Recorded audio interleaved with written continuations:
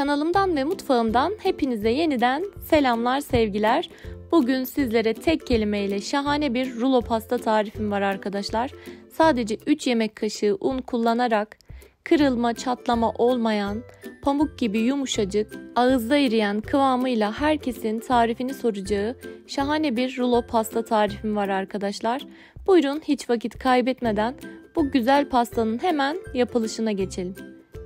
Evet, uygun bir sos kabına 7 yemek kaşığı sıvı yağı alıyorum. Ocakta 1-2 dakika ısıtıyorum arkadaşlar. Isınmış sıvı yağı derince bir kaseye aktarıyorum. Üzerine 2,5 yemek kaşığı toz şeker ve 3 yemek kaşığı su ekliyorum ve mikserle çırpmaya başlıyorum. Her evde bulunan malzemelerle bu pastayı kolaylıkla hazırlayabilirsiniz. Üzerine 3 yemek kaşığı kakao ilave ediyorum ve tekrar mikserle çırpmaya devam ediyorum. 3 yemek kaşığı un ekliyorum. 1 paket vanilya ve yarım paket kabartma tozu ilave ettikten sonra tekrar mikserle çırpıyorum.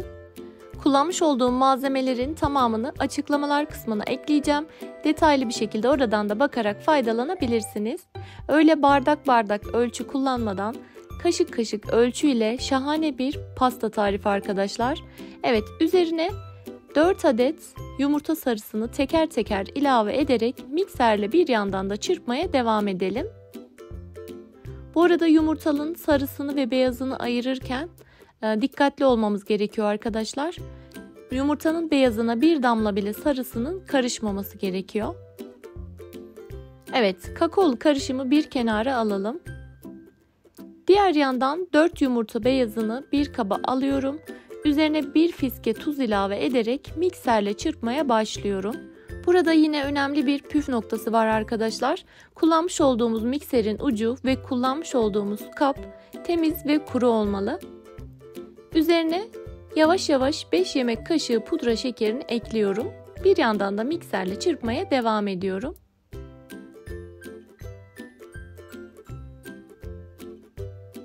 Kıvamı bu şekilde krem şanti kıvamını aldıktan sonra çırpma işlemini bitirebiliriz.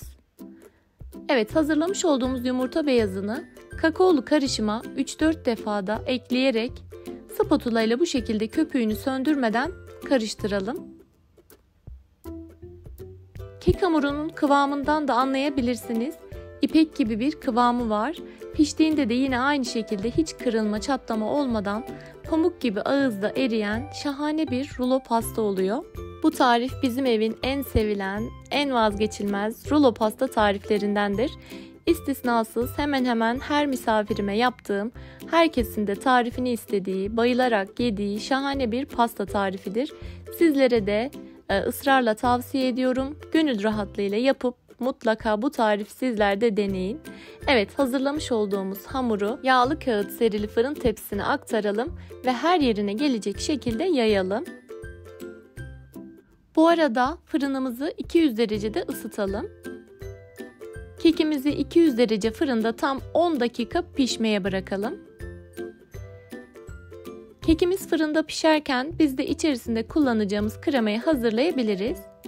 Çırpma kabına 1 su bardağı yani 200 ml sütü ve 2 poşet toz krem şantiyi alıyorum ve mikserle koyulaşıp kıvam alana kadar çırpıyorum. Dilerseniz pasta kreması da kullanabilirsiniz. Krem şantiyi daha sonra kullanmak üzere buzdolabına kaldırıyorum. Evet, görmüş olduğunuz gibi kekimiz tam 10 dakikada pişti. Fırında pişerken görmüş olduğunuz gibi bu şekilde şişip kabarmalar olacaktır ama hiç telaş etmeyin. Fırından çıkardıktan sonra bu şekilde sönecek, tamamen düz bir yapısı olacak kekin.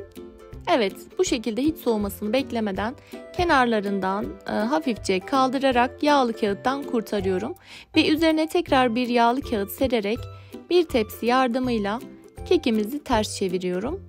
Bu kısımları hiç kesmeden tamamen nasıl yaptıysam göstermeye çalışacağım arkadaşlar. Evet, kekimiz henüz sıcakken pişirme kağıdını çıkartarak kekimizi ılımaya bırakalım.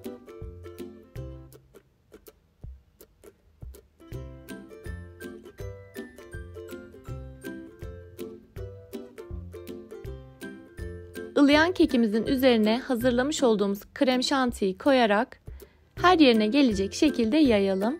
Söylemiş olduğum gibi içerisine kakaolu krem şanti veya pastacı kreması da kullanabilirsiniz.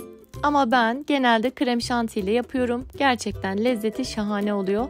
Bu pastanın lezzetine, kıvamına ve dokusuna kefilim arkadaşlar. Hiç tereddüt etmeden ısrarla deneyin diyorum. Denedikten sonra da yorumlarınızı lütfen belirtin.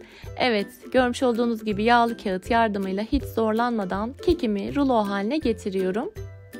Hiç kırılma, çatlama olmadan pürüzsüz yüzeyiyle rulo pastamız hazır. Uygun bir tabağa alarak en az 5-6 saat derin dondurucuda bekletelim. Dilerseniz bir gecede bekleterek dondurma kıvamında servise sunabilirsiniz. Bu arada bu tarifi derin dondurucunuza koyarak dilediğiniz zaman çıkartıp dilimleyip servis edebilirsiniz.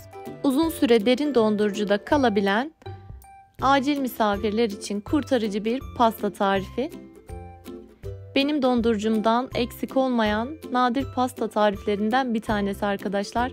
Sizler de bu rulo pasta tarifinden yaparak derin dondurucunuzda bulundurup acil misafirleriniz için çıkarıp ikram edebilirsiniz. Evet, gördüğünüz gibi muhteşem bir pasta oldu arkadaşlar. Gerçekten kıvamı, görüntüsü, lezzetiyle hazır aldığınızı düşünecekleri dondurma tadında ağızda eriyen nefis bir rulo pasta tarifi. Umarım sizler de bu tarifi dener ve beğenirsiniz.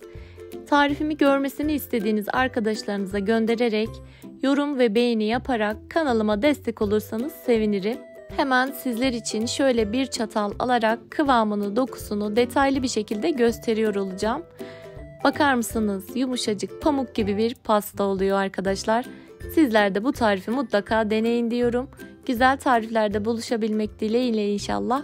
Afiyetle kalın. Hoşça kalın.